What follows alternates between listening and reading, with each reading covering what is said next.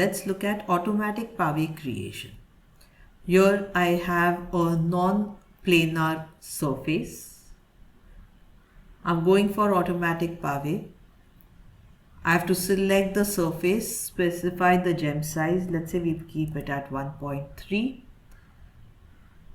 I'm saying set surface. You'll see the progress bar down here. And gems are generated to the best of its ability.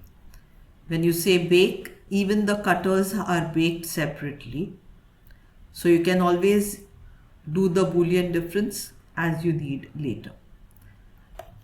Now, having looked at this, it is possible you will say, yes, this is nice, but I wanted it in a particular pattern.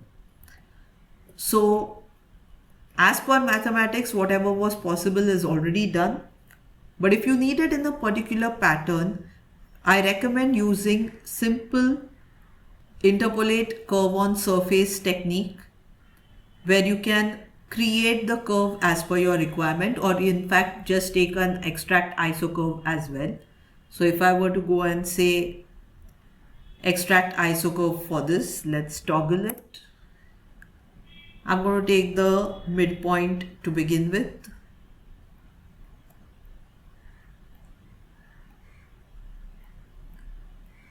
I can choose gems along curve. So I'm selecting the curve, choose your size, the shape,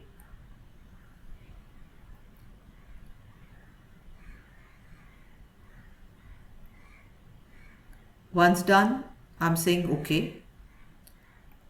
Let me hide this. Let's take another curve,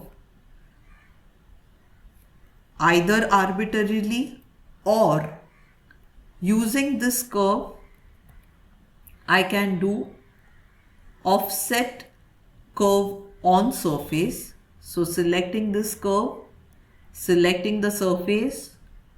How many do I want? So let's say I put it at 3. How much distance do I want? If this was a 1.3, I want it at a distance of, let's say, 1.4 or 1.5. I can opt for gem along curve for the second one.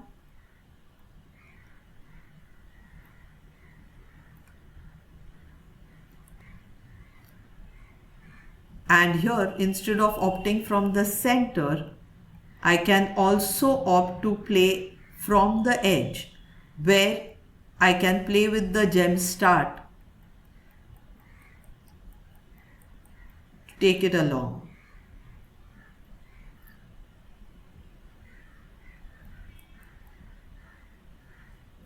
So by this logic, creation and maintenance of these gems might become a much easier job.